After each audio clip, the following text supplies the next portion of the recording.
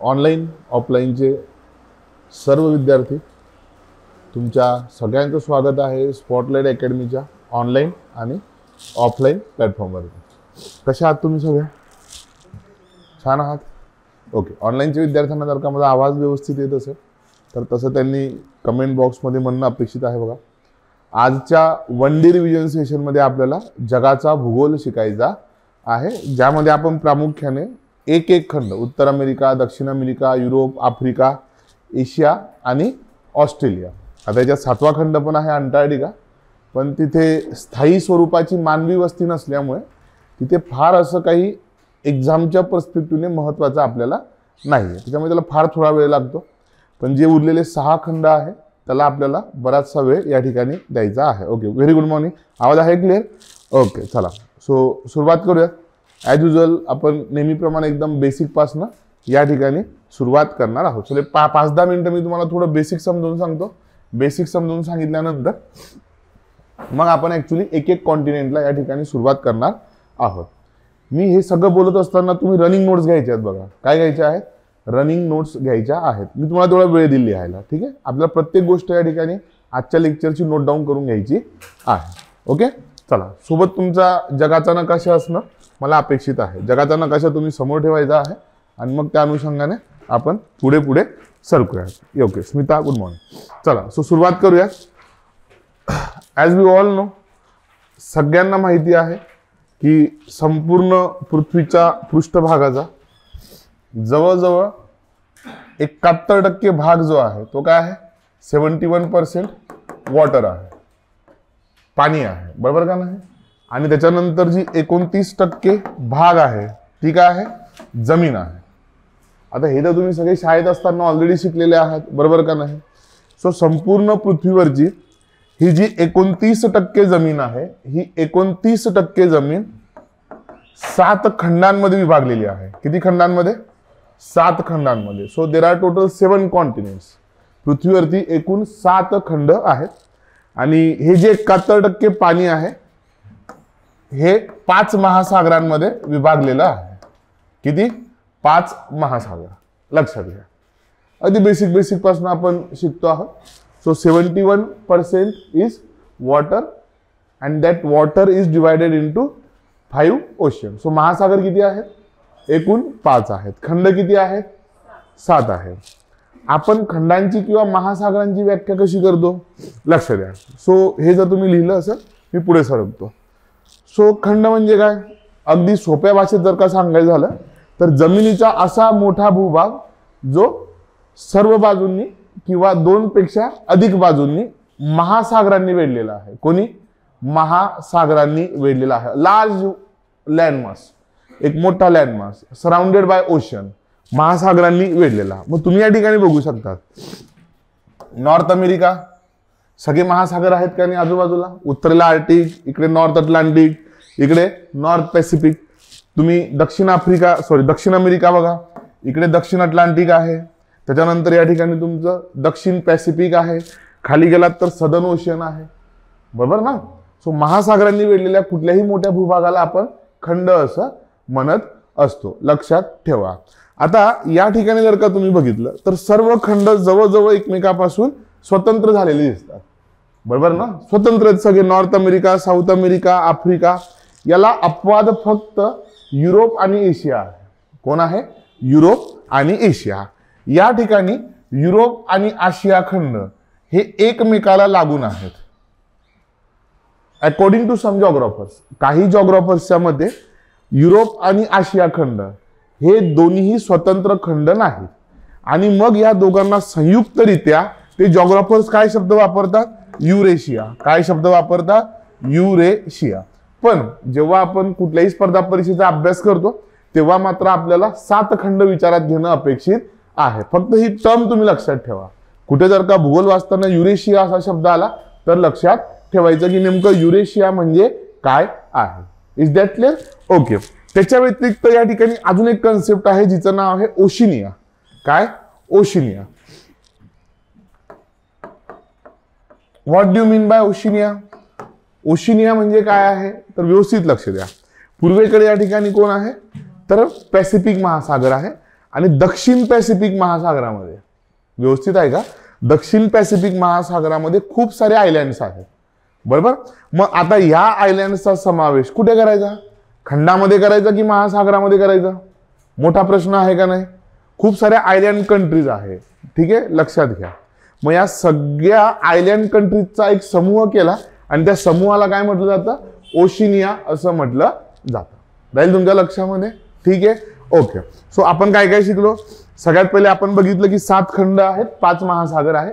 आपण खंडाची व्याख्या बघितली की कॉन्टिनेंट्सला कसं डिफाईन केलं जातं.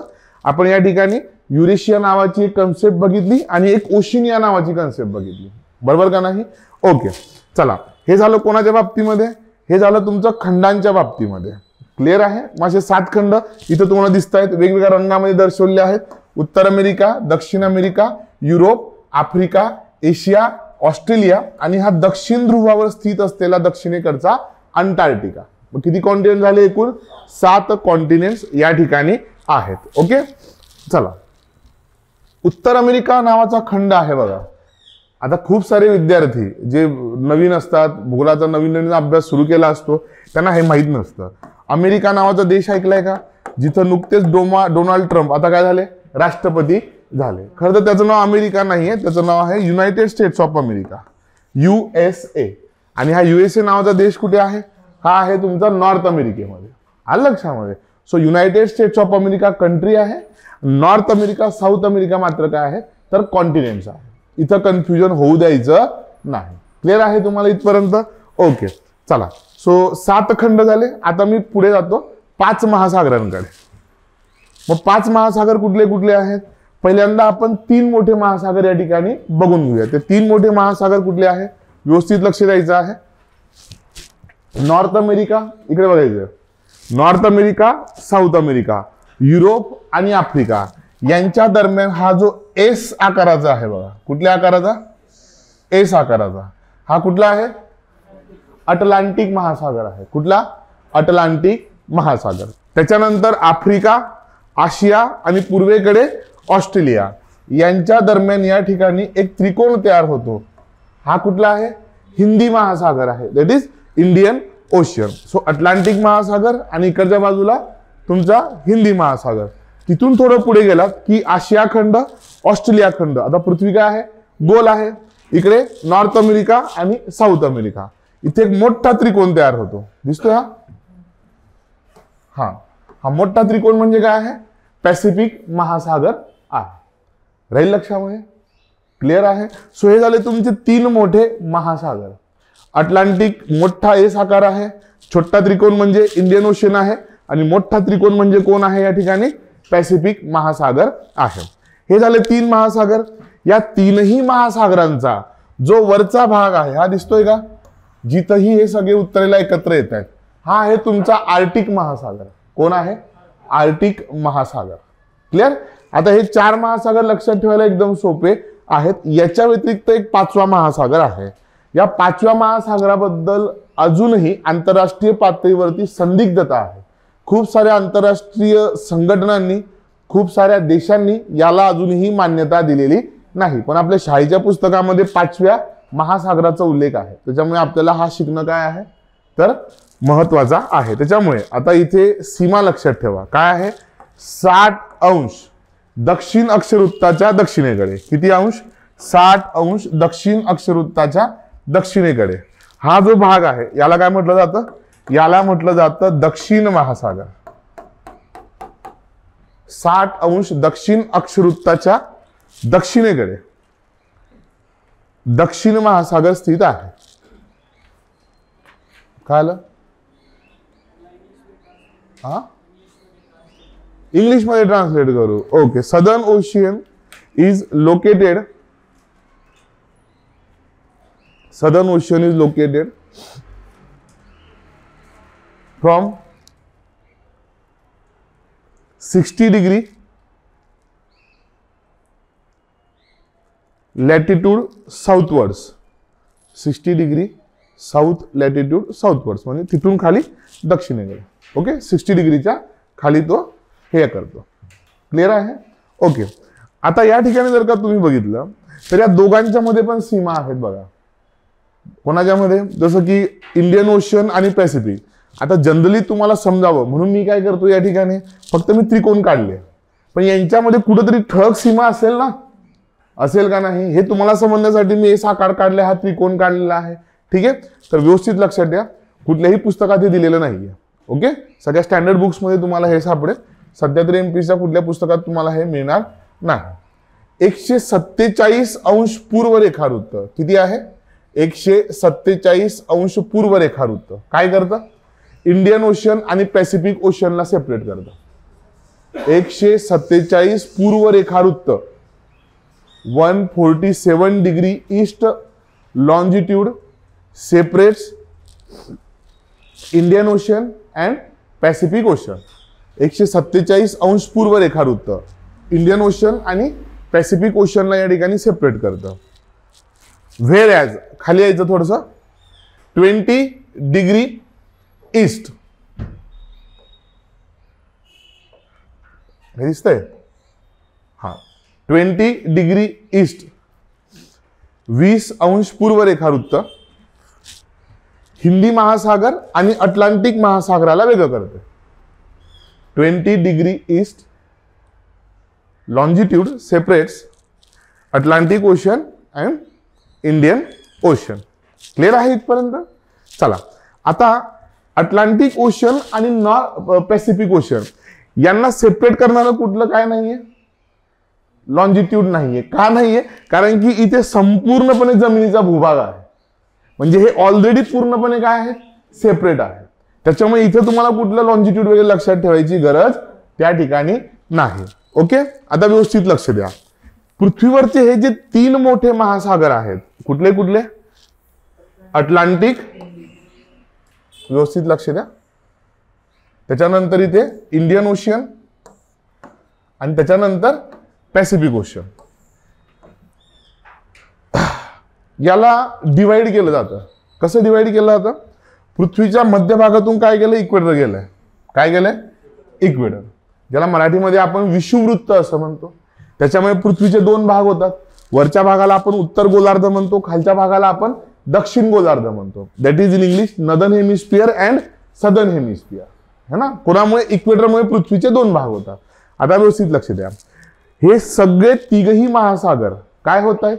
इक्वेटरमुळे डिवाइड होत आहेत का नाही? हे इक्वेटर या तिघही महासागरांमधून जाते.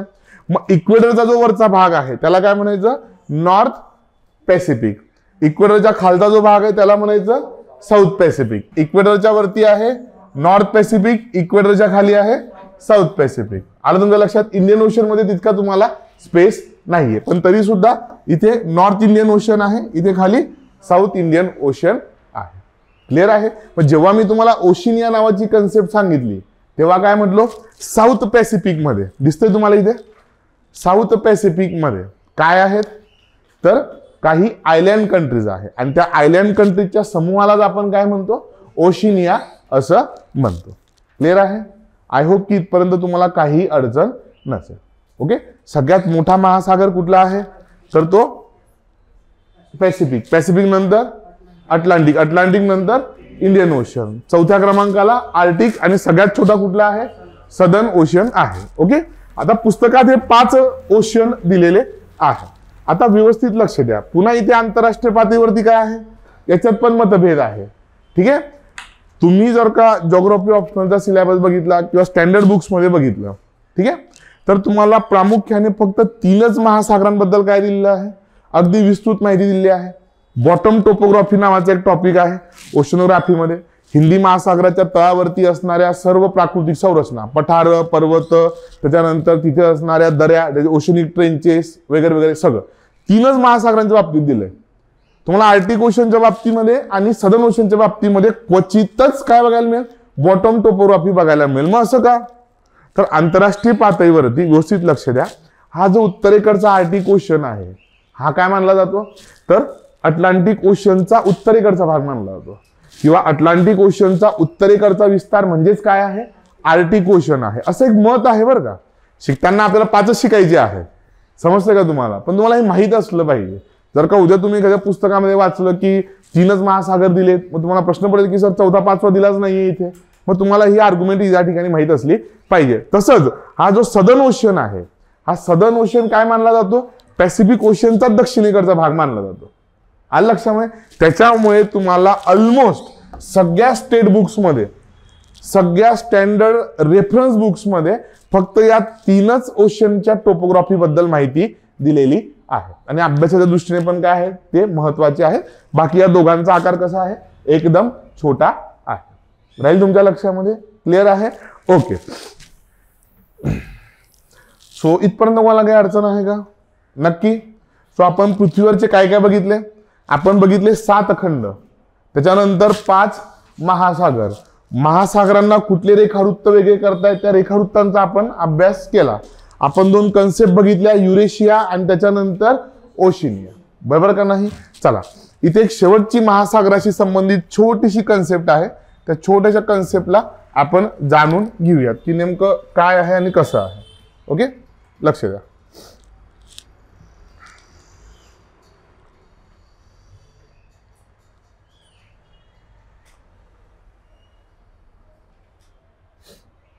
महत्वाची कन्सेप्ट आहे.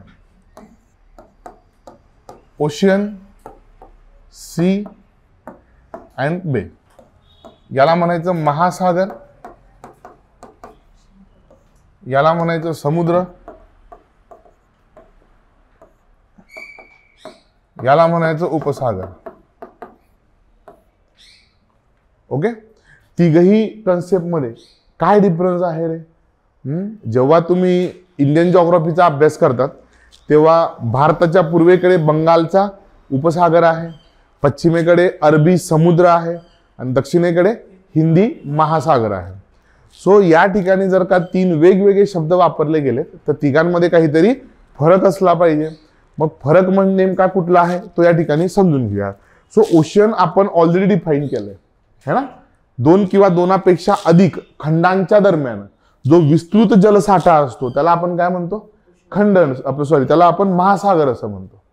येथे तुमच्या लक्षामध्ये खंडाची व्याख्या कशी केली होती, महासागरांनी वेढलेला जमिनीचा मोठा भूभाग म्हणजे खंड. आणि महासागराची व्याख्या कशी करतोय, तर 2 किंवा 2पेक्षा अधिक खंडांच्या दरम्यानचा जो विस्तृत जलसाठा आहे त्याला आपण महासागर असं म्हणतो. मग आपण या ठिकाणी एक्झाम्पल घेऊयात इंडियन ओशियनचं. बरोबर का नाही? इंडियन ओशन जर का बघितला तर या ठिकाणी आफ्रिका आहे, या ठिकाणी आशिया आहे, या ठिकाणी ऑस्ट्रेलिया आहे. बरोबर का नाही? या तिघही खंडांना काय करतोय, तो स्पर्श करतोय किंवा तिघही खंडांना लागून आहे. सो व्यवस्थित लक्ष द्या. समुद्र म्हणजे काय असतं, महासागराचा जो भाग काय करतोय तर जमिनीला स्पर्श करतो. जमीन म्हणजे कुठे, खंडांना स्पर्श करतो. तेवढ्या भागाला आपण समुद्र असं म्हणतो. काय म्हणतो, समुद्र असं म्हणतो. उदाहरणार्थ इंडियन ओशन जर का तुम्ही बघितलं तर या ठिकाणी मादागास्करला लागून आहे. मग इथं कुठला, मादागास्करचा समुद्र आहे. वरती मोझांबिक आहे, इथे मोझांबिकचा समुद्र आहे. इथं सोमालियाचा समुद्र आहे. इथे हा जो तुम्हाला त्रिकोणी भाग दिसतो आहे याला आपण अरबी द्वीपकल्प म्हणतो. या अरबी द्वीपकल्पाला लागून जो समुद्र आहे त्याला आपण या ठिकाणी अरबी समुद्र म्हणतो. लक्षात आलं तुमच्या? अरबी समुद्राला अरबी समुद्र काय म्हटलं जातं? खूप साऱ्या विद्यार्थ्यांना हे माहितच नाहीये. त्यांना असं वाटतं की प्राचीन काळी इथून अरबांसोबतचा व्यापार चालायचा है ना, त्याच्यामुळे याला काय म्हणतात, अरबी समुद्र असं म्हणतात. मग तसं जर का बघितलं तर अरबी समुद्राचं जुनं नाव काय आहे, इरिथ्रियन समुद्र आहे. लिहून ठेवा. अरबी समुद्राचं जुनं नाव काय आहे, इरिथ्रियन समुद्र आहे. ओके. पण बेसिकली अरबांशी व्यापार चालायचा म्हणून तो अरबी समुद्र नाहीये, तर अरबी द्वीपकल्पाला लागून आहे म्हणून त्याला काय म्हटलं जातं, म्हणून त्याला या ठिकाणी अरबी समुद्र असं म्हटलं जातं. आलं तुमच्या लक्षामध्ये? क्लिअर आहे? आय होप की तुम्हाला इथपर्यंत काहीही अडचण नसेल. सो महासागराचा जो भाग खंडांना स्पर्श करतोय त्याला आपण काय म्हणतो, समुद्र असं म्हणतो. क्लिअर आहे? आता महासागराचा किंवा समुद्राचा असा भाग जो अर्धवर्तुळाकार जमिनीच्या थोडं आतपर्यंत गेलेला आहे त्याला म्हटलं जातं उपसागर. काय म्हटलं जातं, उपसागर. उपसागराचा आकार कसा असतो, अगदी कमी असतो. लक्षात ठेवायचं, सेमी सर्कल जिथे असेल, ठीक आहे. हा, आणि समुद्र थोडा किंवा महासागर थोडा आतपर्यंत गेलेला असेल तर त्याला आपण काय म्हणतो, त्याला आपण उपसागर असं म्हणतो. काय म्हणतो, उपसागर असं म्हणतो. राहील लक्षामध्ये? अगदी बेसिक बेसिक कन्सेप्ट आहे ह्या तुम्हाला माहीत असल्या पाहिजे. कुठली कन्सेप्ट सांगू इंग्लिशमध्ये? तिन्ही कन्सेप्ट सांगू. ओके. ओशन म्हणजे काय आहे? What do mean by ocean? Large water body, large water body surrounded by oceans. A large water body surrounded by oceans. Sorry, continents. Ocean नाही, sorry. Large water body surrounded by continents is known as ocean. ठीक आहे. अभिषेक पुढे येऊन बस इथे, पटकन 2 मिनिटात पुढे येऊन बस. is known as ocean. ठीक आहे. त्याच्यानंतर दुसरं लिहा. What do you mean by sea? Where ocean get in contact with continents. Where ocean get in contact with oceans is known as sea. जिथं काय येतो कॉन्टिनेंट सोबत त्याचा संपर्क येतो त्याला आपण काय म्हणतो? त्याला आपण समुद्र असं म्हणतो. आणि उपसागर म्हणजे काय? Where ocean or sea, where ocean or sea get inside the curvature of land.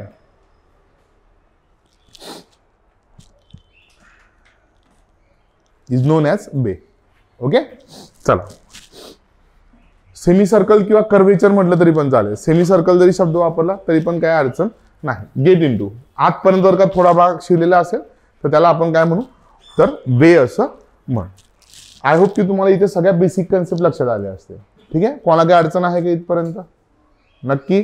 चला, मग आता आपल्याला काय बघायचं आहे रे? आता आपल्याला बघायचं आहे या ठिकाणी एकूण जे 7 कॉन्टिनेंट्स आहे ते प्रत्येक कॉन्टिनेंट आपल्याला एक एक करून पुढे सरकायचं आहे. प्रत्येक कॉन्टिनेंट एक पुढे सरकवायचा आहे. ओके. चला,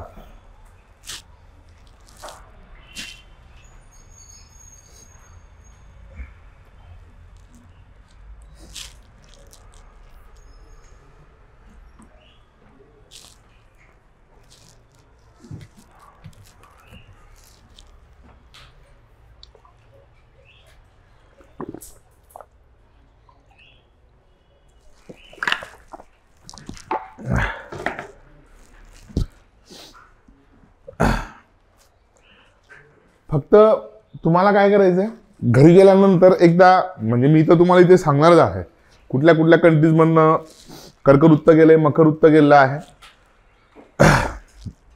तुम्हाला घरी गेल्यानंतर पण काय करायचंय, एवढा एक टॉपिक फक्त ओव्हरलुक करायचा आहे. या टॉपिकवरती आयोगाने अजून प्रश्न विचारलेला नाही. खरं तर याच्यावरती प्रश्न विचारणं अपेक्षित होतं आणि येणाऱ्या काळामध्ये अपेक्षित आहे. व्यवस्थित लक्ष द्या. पृथ्वीच्या मध्यभागातून एक काल्पनिक आडवी रेषा गेलेली आहे 0 अंश. त्याला आपण काय म्हणतो? विषुववृत्त असं म्हणतो. काय म्हणतो? विषुववृत्त. इंग्लिशमध्ये आला शब्द आहे इक्वेटर. याला आपण इक्वेटर असं म्हणतो. ओके. त्याच्यानंतर उत्तर गोलार्धामध्ये, आता याच्यामुळे काय होतं, पृथ्वीचे 2 भाग होतात, डिवाइड झाली अर्थ. वरचा भाग म्हणजे नदन हेमिस्फिअर, खालचा भाग म्हणजे सदन हेमिस्फिअर. याला म्हणायचं उत्तर गोलार्ध, याला म्हणायचं दक्षिण गोलार्ध. त्याच्यानंतर पुढे 23.5 अंश अक्षवृत्तावरती. किती? 23.5. 2 लॅटिट्यूड्स आहेत. याला आपण म्हणतो कर्कवृत्त आणि याला आपण म्हणतो मकरवृत्त. ट्रॉपिक ऑफ कॅन्सर आणि ट्रॉपिक ऑफ कॅप्रिकॉन. बरोबर का नाही? त्याच्यानंतर थोडं वरती गेलात की या ठिकाणी 66.5 वरती कोण आहे? आर्टिक सर्कल आहे. याला आर्टिक वृत्त म्हणायचं. आणि खाली 66.5 वरती कोण आहे? अंटार्क्टिक वृत्त आहे. अक्षर माझं थोडं खराब आहे, समजून घ्या. ठीक आहे. हा, त्याच्यानंतर वरती गेलात तर 90 अक्षवृत्तावरती उत्तर ध्रुव आहे, 90 अक्षवृत्तावरती दक्षिण ध्रुव आहे. बरोबर का नाही? ओके. आता हे जे महत्वाचे टॉपिक्स आहेत ना, हे टॉपिक्स तुम्हाला हेल्प करतात एखाद्या ठिकाणचं लोकेशन लक्षात ठेवण्यासाठी. आणि याच्यावरती अजून आयोगाने प्रश्न विचारलेले नाहीये. जसं की इक्वेटर हा कोणकोणत्या कंट्रीज मधून गेलाय. आता तुम्ही जर का जगाचा नकाशा बघितला तर तुमच्या लक्षात येईल. ठीक आहे, इक्वेटर बरोबर कुठून गेलाय, पृथ्वीच्या मध्यभागातून गेलाय. आता इथे साऊथ अमेरिका, आफ्रिका आणि एशिया 3 खंडांमधनं काय गेलंय, विषुववृत्त गेलेलं आहे.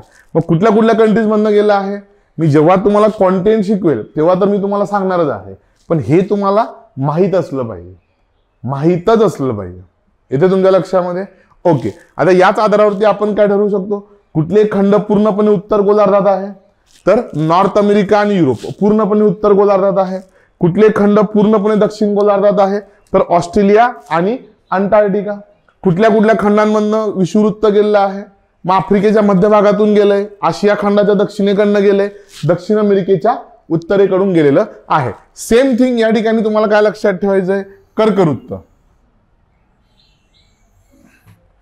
कोणकोणत्या खंडातून गेलंय, त्याच्यानंतर मकरवृत्त,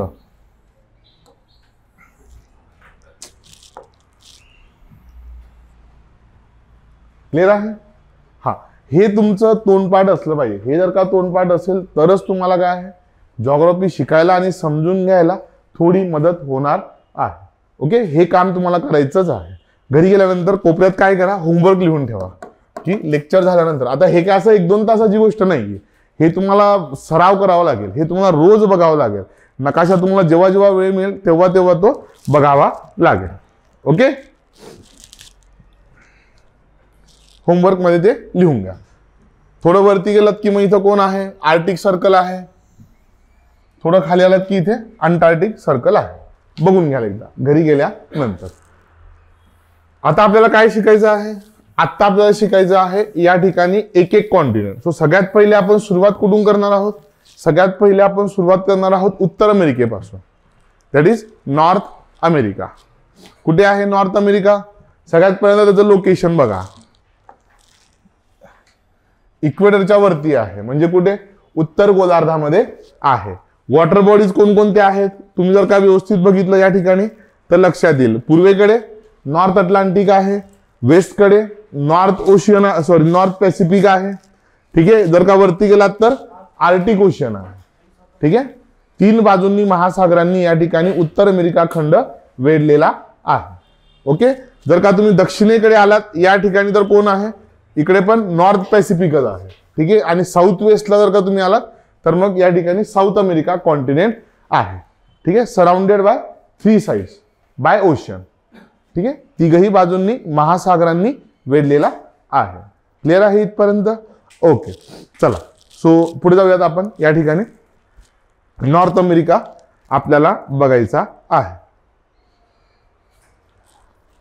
चला नॉर्थ अमेरिकेचा नकाशा काढा. नॉर्थ अमेरिकेचा नकाशा काढा.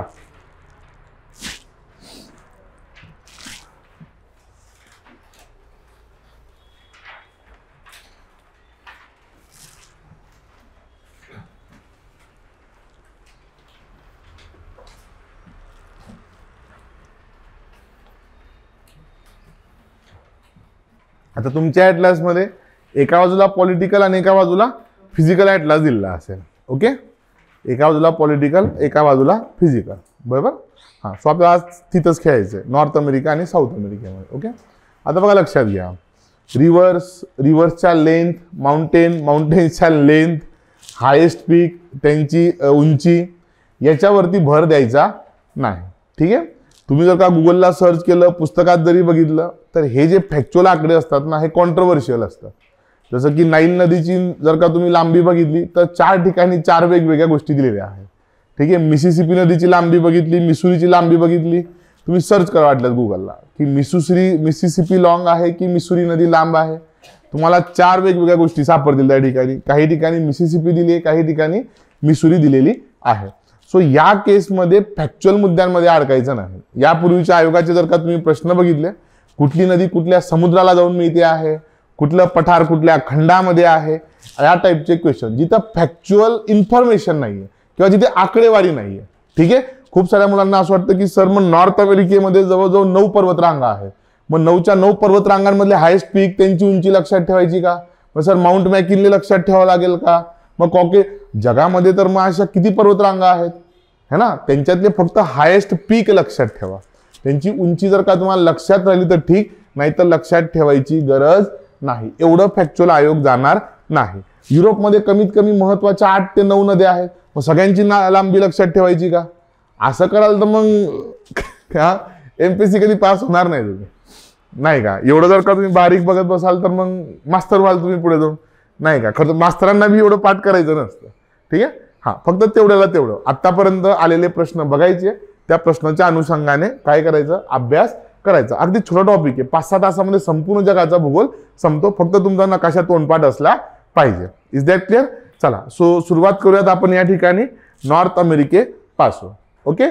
कुठलाही कॉन्टिनेंट शिकत असताना सगळ्यात पहिल्यांदा काय करायचं असतं, त्याचं लोकेशन बघायचं असतं. आलं तुमच्या लक्षामध्ये? जेव्हा जेव्हा तुम्ही मॅप पॉइंटिंग कराल, समजा तुम्ही एखाद्या दिवशी ठरवलं की सर मला आज पॅसिफिक ओशन बघायचं आहे, तुम्ही जर काय एखाद्या दिवशी ठरवलं की सर आज मी अटलांटिक ओशनचा अभ्यास करेल किंवा आज मी युरोप खंडाचा अभ्यास करेल, सो त्या खंडांचा किंवा त्या जिओफिजिकल स्ट्रक्चरचा अभ्यास करत असताना सगळ्यात पहिली आणि महत्वाची गोष्ट असते त्याचं लोकेशन बघणं, त्याचं स्थान बघणं. म्हणजे अक्षरवृत्तीय पण आहे, त्याच्यामध्ये रेखावृत्तीय पण आहे, आजूबाजूला असलेल्या वॉटर बॉडीज पण आहे. ठीक आहे. सगळं बघायचं. त्याच्यानंतरच काय करायची, अभ्यासाला सुरुवात करायची. सो या ठिकाणी जर का तुम्ही बघितलं तर हा तुम्हाला स्क्रीनवरती उत्तर अमेरिका खंडाचा राजकीय नकाशा दिसतो आहे. कुठला नकाशा आहे? राजकीय नकाशा. 2 प्रकारचे नकाशे असतात ना, राजकीय आणि प्राकृतिक. प्राकृतिक नकाशामध्ये काय दिलेलं असतं? नद्या, डोंगररांगा, पर्वतरांगा, पठारं, त्याच्यानंतर गवताळ प्रदेश वगैरे वगैरे. बरोबर का नाही? ओके. राजकीय नकाशामध्ये देश, देशांच्या राजधान्या, प्रमुख शहरं आणि त्यांच्या सीमा हे कुठे सापडतं तुम्हाला? राजकीय नकाशामध्ये. सो हा जो तुम्हाला दिसतोय हा काय आहे तर राजकीय नकाशा आहे. सो नॉर्थ अमेरिकेमध्ये एकूण 23 देश आहेत. बघा किती देश आहेत? There are total 23 countries in North America. Running notes घेत राहणे. ओके. एकूण 23 देश आहे नॉर्थ अमेरिकेमध्ये. आणि याचा विशेष काय माहिती तुम्हाला? 23च्या 23 देशांना समुद्रकिनारा आहे. सगळेच्या सगळे देश ज्यांना समुद्रकिनारा लाभलेला आहे. इवन जगातला सगळ्यात जास्त समुद्रकिनारा लाभलेला देश आहे कॅनडा. तो कॅनडा सुद्धा कुठे आहे तर नॉर्थ अमेरिकेमध्येच आपल्याला बघायला मिळतो. नुकतंच तुम्ही बघितलं असेल किंवा ऐकलं असेल न्यूजपेपरमध्ये, टीव्हीवरती की डॉमिनिका नावाचा एक देश आहे ज्याने आपल्या देशाच्या सन्माननीय पंतप्रधानांना काय दिला? त्या देशाचा सर्वोच्च पुरस्कार दिला आहे. मग तुम्ही कधी विचार केला का हा डॉमिनिका देश नेमका कुठे आहे? चला आपण याच्याबद्दल आजच्या लेक्चरमध्ये चर्चा करणार आहोत. सो या ठिकाणी तुम्हाला नॉर्थ अमेरिकेचा नकाशा दिसतो आहे. तुम्ही जर का पूर्वेकडे गेलात तर या ठिकाणी कोण आहे? अटलांटिक ओशन आहे. कुठला आहे? Atlantic ocean. आता कुठला अटलांटिक ओशन आहे तर नॉर्थ अटलांटिक ओशन आहे. उत्तर अटलांटिक. जर का तुम्ही पश्चिमेकडे आलात तर या ठिकाणी कोण आहे? नॉर्थ पॅसिफिक ओशन आहे. नकाशामध्ये बघा नॉर्थ पॅसिफिक ओशन. ओके. उत्तरेकडे जर का तुम्ही गेलात या ठिकाणी आर्क्टिक ओशन आहे. आर्क्टिक ओशन, आर्क्टिक महासागर. उत्तरेला आर्क्टिक महासागर, पूर्वेला अटलांटिक महासागर, पश्चिमेला पॅसिफिक महासागर. अक्षरवृत्तीय दृष्ट्या जर का विचार केला तर हा जो खंड आहे हा पूर्णपणे कुठे आहे? उत्तर गोलार्धामध्ये आहे. कुठे आहे? उत्तर गोलार्धामध्ये आहे. आता खूप साऱ्या मुलांना हे कळतच नाही, समजून घ्या. पृथ्वीवरच्या आडव्या रेषांना आपण काय म्हणतो रे? अक्षवृत्त असं म्हणतो. आडव्या रेषा म्हणजे काय आहे? अक्षवृत्त आहे. ओके. हा, आणि सगळ्यात मोठं अक्षवृत्त कुठलं आहे? 0° विषुवृत्त आहे. सो जेव्हा मी म्हणतोय विषुवृत्तीय दृष्ट्या तेव्हा काय? उत्तर गोलार्ध आणि दक्षिण गोलार्ध. मग नॉर्थ अमेरिका कुठे आहे? नॉर्थ अमेरिका तुमचं इथे आहे. बरोबर का नाही? North America. आता उभ्या रेषांना आपण काय म्हणतो? उभ्या रेषांना आपण रेखावृत्त म्हणतो. सो 0° रेखावृत्त कुठून गेले? पृथ्वीच्या मध्यभागातून गेले. आणि याच्यामुळे पृथ्वीचे 2 भाग होता, पूर्व गोलार्ध आणि पश्चिम गोलार्ध. येते तुमच्या लक्षामध्ये? सो जेव्हा मी म्हणतोय अक्षवृत्तीय दृष्ट्या तेव्हा उत्तर गोलार्ध, दक्षिण गोलार्ध. जेव्हा मी म्हणतोय रेखावृत्तीय दृष्ट्या तेव्हा पूर्व गोलार्ध आणि पश्चिम गोलार्ध. सो अक्षवृत्तीय दृष्ट्या देश कुठे आहे? खंड कुठे आहे? उत्तर गोलार्धामध्ये. आणि रेखावृत्तीय दृष्ट्या तो कुठे आहे? पश्चिम गोलार्धामध्ये. आलं तुमच्या लक्षामध्ये? अक्षवृत्तीय दृष्ट्या उत्तर गोलार्धात, आणि रेखावृत्तीय दृष्ट्या विचार केला तर तो कुठे आहे? पश्चिम गोलार्धामध्ये आहे. तो पूर्णपणे पश्चिम गोलार्धात आणि पूर्णपणे उत्तर गोलार्धामध्ये त्या ठिकाणी स्थित आहे. त्याचं लोकेशन आपण या ठिकाणी बघितलं. टोटल कंट्रीज किती आहे?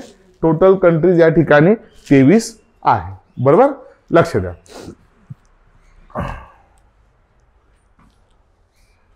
या ठिकाणी जर का तुम्ही बघितलं तर कर्कवृत्त जे आहे, ट्रॉपिक ऑफ कॅन्सर, ते कुठून गेलंय?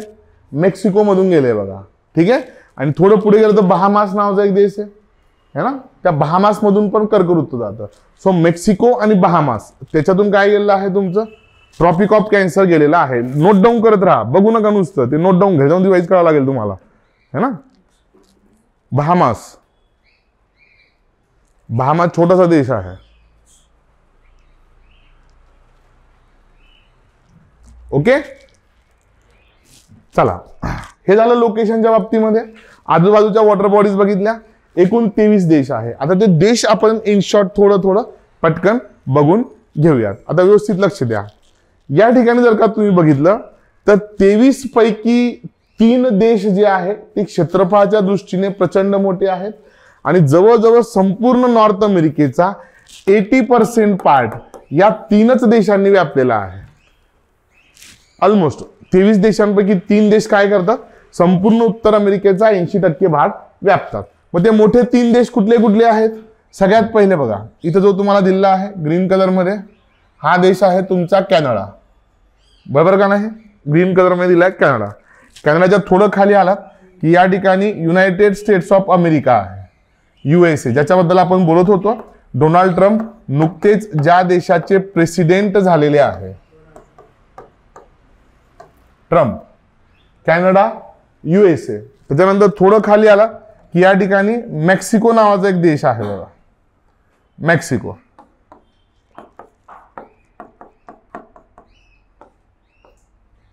हे 3 देश, कॅनडा, USA आणि त्याच्यानंतर मेक्सिको. 80% लँड या 3 देशांनी या ठिकाणी ऑक्युपाय केलेली आहे. आता मेक्सिको पासून जर का तुम्ही थोडं खाली आलात तर या ठिकाणी तुम्हाला लक्षात येईल की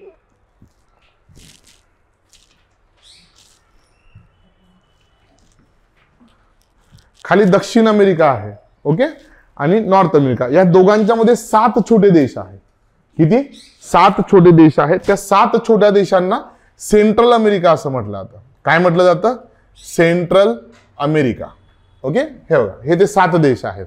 मेक्सिको पासून खाली हे 7 देश तुम्हाला व्यवस्थित लक्षात ठेवायचे आहेत. म्हणजे 7 देश कुठले कुठले आहेत? सगळ्यात पहिले या ठिकाणी जर का तुम्ही बघितलं, एक बेलिझे नावाचा देश आहे, बेलिझे. ओके, मेक्सिकोला पण लागतो. आणि त्याच्यात थोडं खाली आलं की या ठिकाणी ग्वाटेमाला नावाचा देश आहे, बेलिझे, ग्वाटेमाला. ठीक आहे. तिथून थोडं खाली आला की या ठिकाणी होंडुरास आहे, होंडुरास.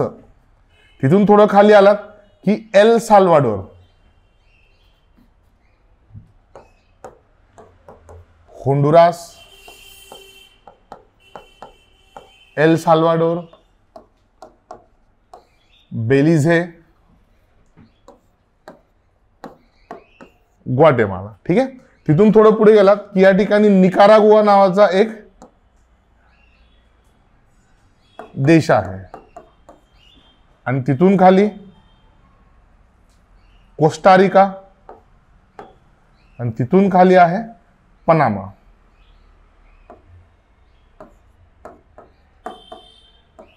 सात देश सेंट्रल अमेरिकेतले, from north to south. Belize, Guatemala, Honduras, El Salvador, त्याच्यानंतर शेवटी निकारागुआ, कोस्टारिका आणि पनामा. सो पनामा हा सगळ्यात दक्षिणेकडचा देश आहे जो जोडतो कोणाला? उत्तर अमेरिका आणि दक्षिण अमेरिकेला. बरोबर ना? नकाशामध्ये तुमच्या लक्षात येईल बघा. आणि तिथेच काय आहे? पनामा नावाचा कॅनल आहे. लक्षात घ्या.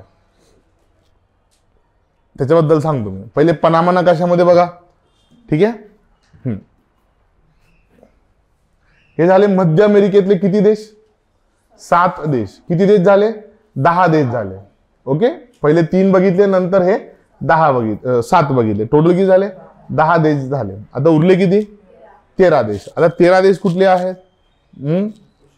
13 देशांकडे जाण्यापूर्वी थोडं आपण सेंट्रल अमेरिकेकडे बघूयात.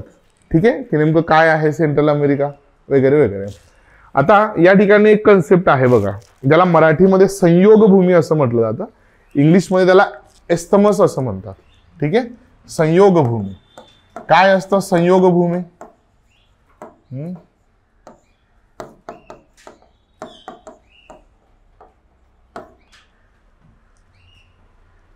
पनामाची संयोग भूमी किंवा त्याला इस्थमस ऑफ पनामा असं म्हणतात. बघा लक्षात घ्या, दोन मोठ्या खंडांना किंवा भूभागांना जोडणारा जो चिंचोळा जमिनीचा भाग असतो त्याला काय म्हटलं जातं? संयोग भूमी असं म्हटलं जातं. उदाहरणार्थ असं समजा, एक मोठा खंड आहे आणि इकडे पण एक खाली छोटा मोठा खंड आहे. व्यवस्थित लक्ष द्या. इकडे इकडे काय आहे? एक मोठा खंड इकडे. या दोघांना जोडणारा जो काय आहे? चिंचोळा जमिनीचा भाग आहे. त्याला काय म्हणायचं? संयोग भूमी असं म्हणायचं. पण तुम्ही जर का या ठिकाणी बघितलं, तुम्हाला या नकाशामध्ये लक्षात येईल की उत्तर अमेरिका आणि दक्षिण अमेरिका या दोघांना कोण जोडतं इथे? पनामाची संयोग भूमी, इस्थमस ऑफ पनामा. राहील लक्षात? ओके, इथे लक्षात येईल बघा.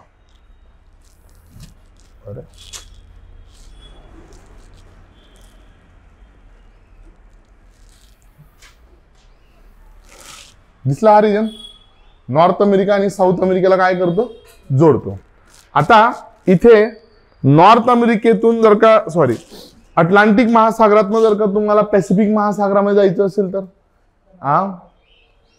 असं कल्पना करा की तुम्ही इथे पोर्तुगाल नावाचा देश आहे आणि त्या पोर्तुगाल नावाच्या देशामध्ये राहतात आणि तुम्ही खलाशी आहात आणि तुम्हाला जायचं आहे या ठिकाणी युनायटेड स्टेट्स ऑफ अमेरिकेच्या पश्चिम किनारपट्टीला. कुठे जायचंय? युनायटेड स्टेट्स ऑफ अमेरिकेच्या पश्चिम किनारपट्टीला. तुम्हाला कसं जावं लागेल? असं जावं लागेल. बरोबर का नाही? एवढं सगळं अंतर, एवढा सगळा खंड ओलांडून तुम्हाला त्या ठिकाणी जावं लागेल. पण हा जो प्रवास आहे तो कमी व्हावा म्हणून काय केलंय? या ठिकाणी पनामा देशामध्ये एक कालवा काढलेला आहे. म्हणजे काय? जमीन फोडली आणि दोन समुद्र जोडलेले आहे. त्याला आपण काय म्हणतो? त्यालाच आपण पनामा कालवा असं म्हणतो. राहील तुमच्या लक्षामध्ये? सो पनामा कॅनल कोणाला जोडतो असा जर का प्रश्न विचारला तर काय सांगाल? Very good. Atlantic ocean and Pacific ocean. Panama canal कोणा जोडण्याचं काम करतो? अटलांटिक आणि पॅसिफिकला जोडण्याचं काम करतो. क्लिअर आहे? ओके.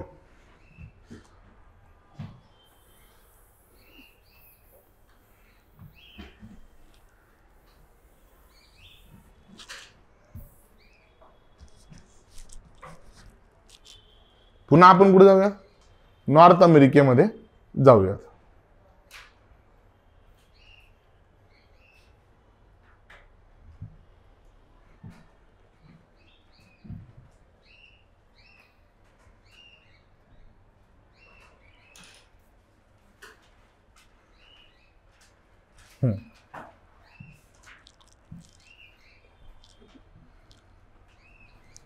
इथे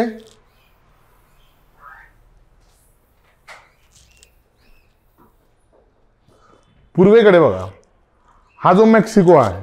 ओके, मेक्सिकोच्या पूर्वेकडे या ठिकाणी जो समुद्र आहे त्याला म्हटलं जातं कॅरेबियन समुद्र. काय म्हटलं जातं? कॅरेबियन समुद्र. आणि या कॅरेबियन समुद्रामध्ये ज्या छोट्या छोट्या आयलँड कंट्रीज आहे त्या छोट्या छोट्या आयलँड कंट्रीजला म्हटलं जातंय कॅरेबियन आयलँड्स. काय म्हटलं जातं? Caribbean islands. क्रिकेट मध्ये एक टीम होती वेस्ट इंडिज नावाची. वेस्ट इंडिज नावाचा देश आहे का? वेस्ट इंडिज नावाचा देश नाहीये. तर बेसिकली या ज्या कॅरेबियन कंट्रीज आहे, मग इथं क्युबा, हैती, डॉमिनिका, त्याच्यानंतर बहामास, अजून इतर छोट्या छोट्या कंट्रीज आहे. या सगळ्या कंट्रीजचा मिळून एक टीम तयार होते. त्या टीमचं नाव होतं वेस्ट इंडिज. काय नाव होतं? West Indies. सो लक्षात ठेवा, वेस्ट इंडिज कुठला देश नव्हता, कॅरेबियन कंट्रीज मधल्या सगळ्या पेरला मिळून वेस्ट इंडिज असं म्हटलं जायचं. राईट तुमच्या लक्षामध्ये. सो कॅरेबियन कंट्रीज मध्ये या ठिकाणी काही आयलँड कंट्रीज आहे, ज्या 13 आयलँड कंट्रीज बद्दल मी बोलत होतो. ठीक आहे, त्या 13 आयलँड कंट्रीज इथे आहे. मग या सगळ्या आयलँडचं क्लासिफिकेशन केलं जातं. कसं केलं जातं? ग्रेटर अँटिलिस आणि लेसर अँटिलिस, म्हणजे काय? बृहत अँटिलिस आणि लघु अँटिलिस असं मराठीमध्ये. ओके, मग हे जे मोठे बेट आहेत बघा, कुठले कुठले आहे? क्युबा आहे, थोडं खाली आलं की जमैका आहे, हैती आहे, डॉमिनिकन रिपब्लिक आहे. ठीक आहे, हा, या सगळ्यांना मिळून काय म्हणायचं? प्युर्टो रिको पर्यंत यांना म्हणायचं ग्रेटर अँटिलिस. आणि तिथून पुढे जर का तुम्ही बघितलं तर छोटे छोटे देश आहे. ब्रिटिश व्हर्जिन आयलँड्स आहेत, अँग्विला आहे, सेंट मार्टिन आहे. अजून थोडं खाली आला त्या ठिकाणी अँटिगुआ अँड बार्बुडा आहे, सेंट किट्स अँड नेव्हिस. हे सगळे जे देश आहे, बार्बाडोस आहे, ग्रेनेडा आहे, यांना काय म्हणतात? यांना म्हणतात लेसर अँटिलिस. राहील लक्षामध्ये. सो मोठे आयलँड म्हणजे ग्रेटर अँटिलिस, छोटे आयलँड म्हणजे लेसर अँटिलिस. आणि या ठिकाणी एक छोटासा देश आहे बघा, सेंट किट्स अँड नेव्हिस. दिसतोय? हा उत्तर अमेरिकेतला सगळ्यात छोटा देश आहे, Saint Kitts and Nevis. KITTS, Saint Kitts and Nevis. Smallest country in United States of America.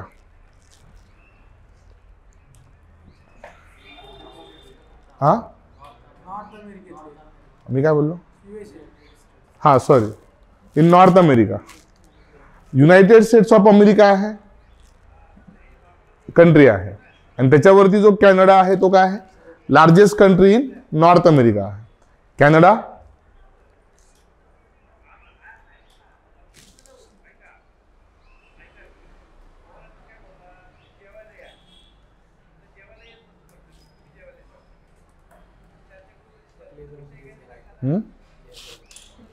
लिहायचे देश.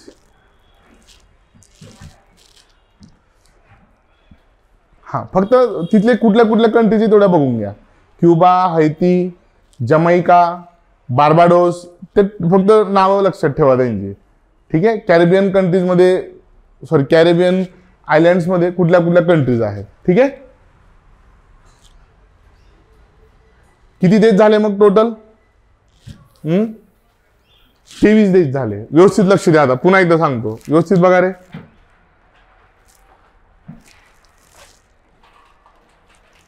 व्यवस्थित लक्ष द्या. या ठिकाणी जर का बघितलं, व्यवस्थित बघा, सगळ्यात वरती कोण बघितलं? कॅनडा. त्याच्यानंतर थोडं खाली युनायटेड स्टेट्स ऑफ अमेरिका, त्याच्यानंतर खाली मेक्सिको. हे झाले 3 मोठे देश. तिथून खाली आलात की इथं सेंट्रल अमेरिका, बरोबर का नाही? बेलिझे, होंडुरास पासून तर थेट कोणापर्यंत? पनामापर्यंत सेंट्रल अमेरिका आपण बघितलं या ठिकाणी. त्याच्यानंतर या ठिकाणी कॅरेबियन समुद्रामध्ये असलेले एकूण 13 देश, ज्यांना आपण वेस्ट इंडिज असं सुद्धा म्हणतो. हे झाले एकूण नॉर्थ अमेरिकेतले 23 देश.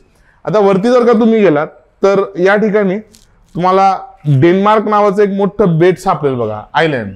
बघा नकाशामध्ये Denmark. So geographically Denmark is a part of North America. जर का भौगोलिक दृष्ट्या विचार केला तर डेन्मार्क नाही, सॉरी, ग्रीनलँड जे आहे. सो ग्रीनलँड काय आहे? कोणाचा पार्ट आहे? जॉग्राफिकली नॉर्थ अमेरिकेचा पार्ट आहे. बट ऍक्च्युली हे आयलँड कोण होल्ड करतं? डेन्मार्क होल्ड करतं. आणि डेन्मार्क काय आहे? युरोपियन कंट्री आहे. आलं? सो एक देश जो युरोपात आहे डेन्मार्क नावाचा, त्या देशाचं हे बेट आहे. आलं तुमच्या लक्षामध्ये? त्याच्यामुळे आपण ग्रीनलँडला या ठिकाणी सेपरेट कंट्री कन्सिडर करू का? खूप साऱ्या मुलांना असं वाटू शकतं की सर तुम्ही ग्रीनलँड विसरून गेले. ग्रीनलँडला पण काय करा? इन्क्लूड करा. नाही, ठीक आहे, ग्रीनलँडला स्वायत्त दर्जा आहे, पण ते बेट मात्र कोणाचं आहे? डेन्मार्कचं आहे. ठीक आहे, सो आपण असं म्हणू शकतो की डेन्मार्कची एक टेरिटरी आपल्या इथं आहे, म्हणजे कुठे? नॉर्थ अमेरिकेमध्ये आहे. ओके, नकाशामध्ये बघा डेन्मार्क.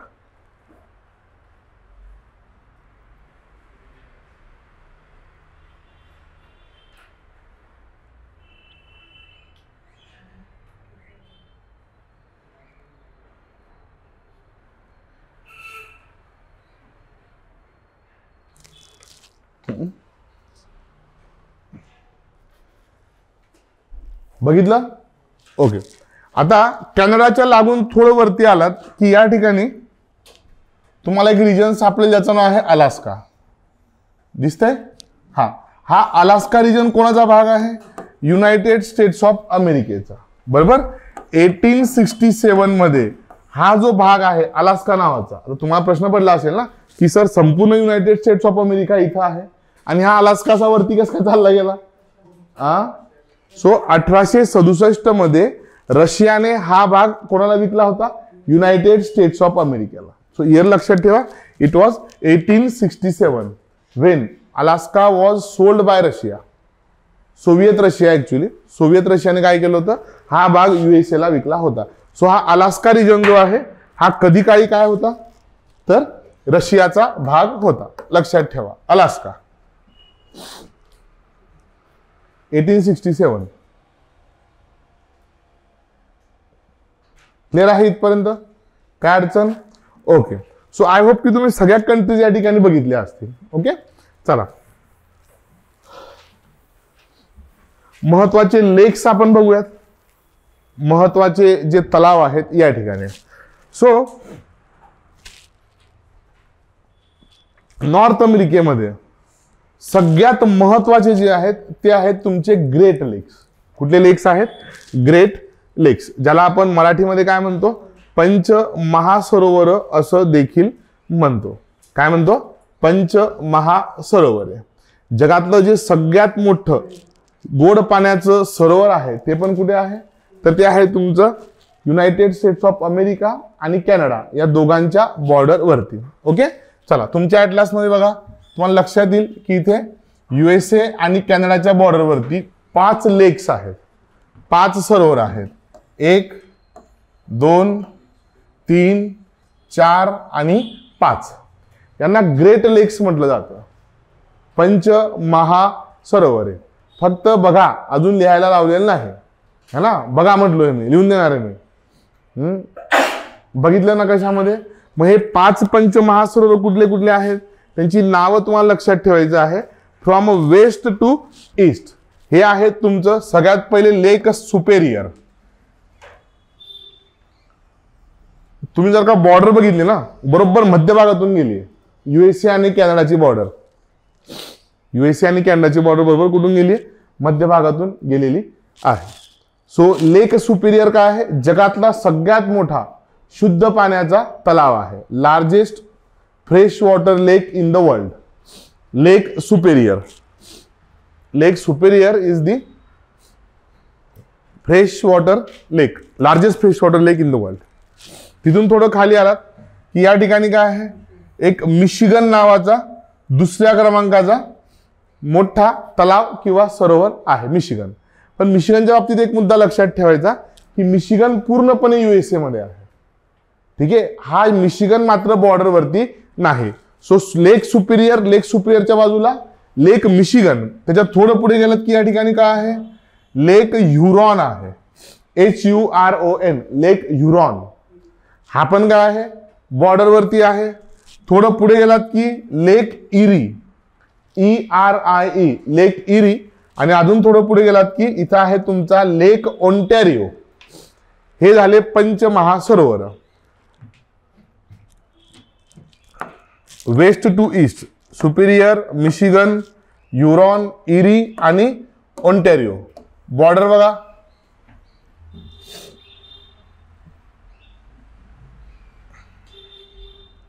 क्लिअर आहे? कोणाच्या बॉर्डर वरती बरोबर? हा, इथं खाली ब्रॅकेट मध्ये लिहून घ्या. मिशिगन फक्त कुठे आहे? युएसए मध्ये आहे. Michigan do not share its border with Canada. It completely lies in United States of America. ठीक आहे.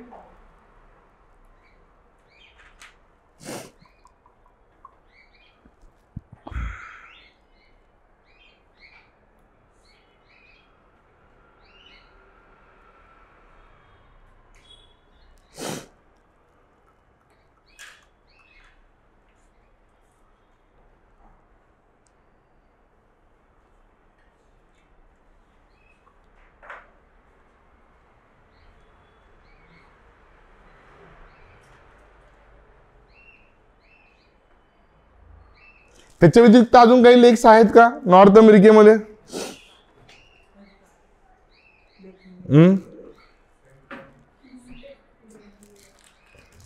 काय म्हणतात?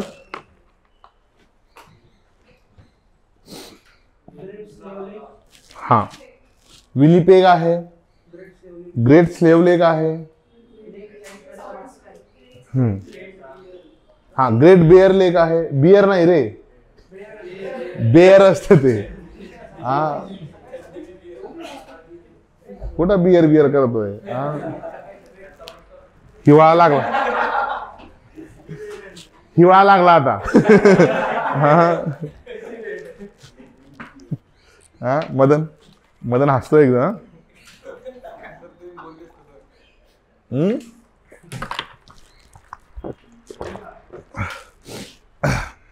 चला, याच्या व्यतिरिक्त अजून काही महत्वाचे लेक्स या ठिकाणी आहेत. ते लेक कुठले कुठले आहेत? कॅनडामधले काही लक्षात ठेवायचे. सगळ्यात महत्वाचा आहे कॅनडामधला Lake Winnipeg. Lake Winnipeg, WINNIPEG, Lake Winnipeg.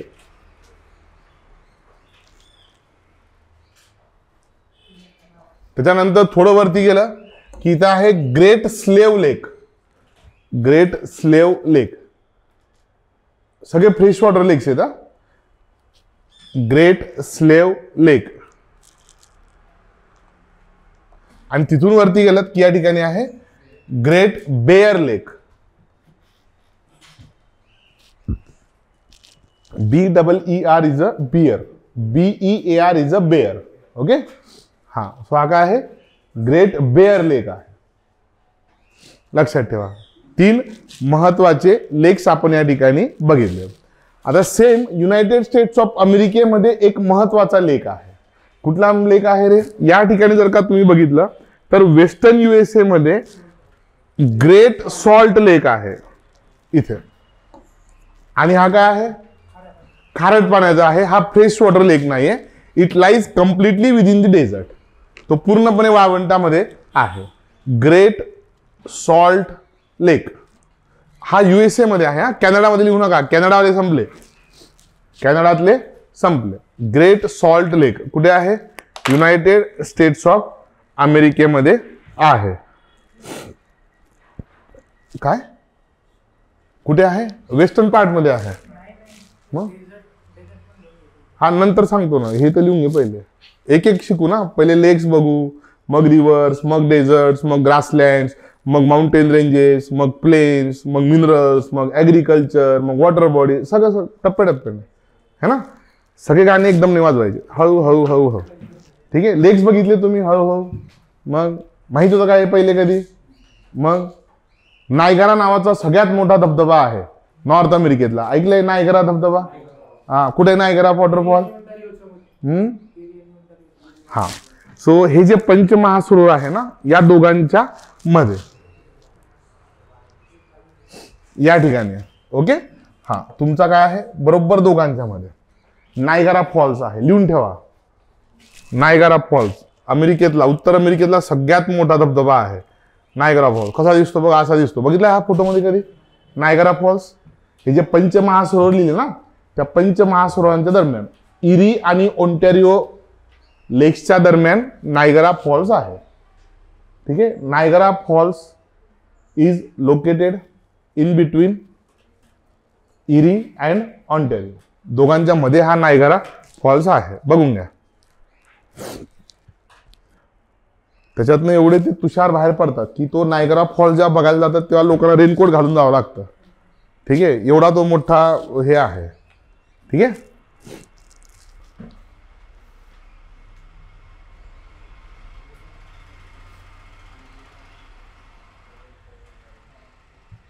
So लेक राहतील लक्षामध्ये. ठीक आहे. सुपेरियर, अथवा लेक्सच्या बाबतीत किती 3 महत्वाच्या गोष्टी बघितल्या. एक तर सुपेरियर काय आहे? जगातला सगळ्यात मोठा फ्रेश वॉटर लेक आहे. मिशिगन पूर्णपणे USA मध्ये आहे. इरी आणि ऑन्टॅरिओच्या दरम्यान काय आहे? नायगरा फॉल्स आहे. बरोबर का नाही? उत्तर अमेरिकेतला महत्वाचा धबधबा. आता ऑन्टॅरिओच्या पूर्वेकडे बघा. ठीक आहे. ऑन्टॅरिओच्या पूर्वेकडे ऑन्टॅरिओ लेक मधनं एक नदी निघते. कुठली आहे? सेंट लॉरेन्स नदी है ना, ऑन्टेरिओ जो लेक आहे बघा त्याच्यातनं पुढे सेंट लॉरेन्स नावाची नदी आपल्याला बघायला मिळते. आणि ती जी सेंट लॉरेन्स नावाची नदी आहे, ही सेंट लॉरेन्स नावाची नदी कुठे जाऊन मिळते रे? तुम्ही जर का व्यवस्थित बघितलं तरी सेंट लॉरेन्स नावाची नदी पुढे जाऊन अटलांटिक महासागरामध्ये जाऊन मिळते. आणि तिथे एक संपूर्ण उत्तर अमेरिकेतलं महत्वाचं बेट आहे. त्या बेटाचं नाव काय आहे? Newfoundland island. बरोबर बघा, सेंट लॉरेन्स नदी लिहा तिथे खाली. Saint Lawrence river originates from Lake Ontario and drains into North Atlantic Ocean where Foundland island is located. Okay. हा, आता हे जे फाउंडलँड आयलँड आहे ना त्याच्यापासून थोडं पूर्वेला काही अंतरावरतीच काय बुडाली होती? टायटॅनिक नावाची मोठी जहाज, भलं मोठं जहाज. कुठं संक झालं होतं? तर फाउंडलँडच्या थोडं पूर्वेला. राहील लक्षामध्ये. आणि फाउंडलँड जे आहे ते जगातल्या काही मोजक्या उत्तम फिशिंग ग्राउंड पैकी एक आहे. ठीक आहे. हा, सो तिथं खाली लिहून घ्या. Newfoundland region is one of the important and finest fishing ground in the world. जगातल्या काही महत्वपूर्ण फिशिंग ग्राउंड पैकी ते एक आहे. Newfoundland island. Okay. One of the best fishing ground in the world, Newfoundland. Niagara Falls पण तुम्ही या ठिकाणी बघितला. कुठे आहे? क्लिअर इथपर्यंत?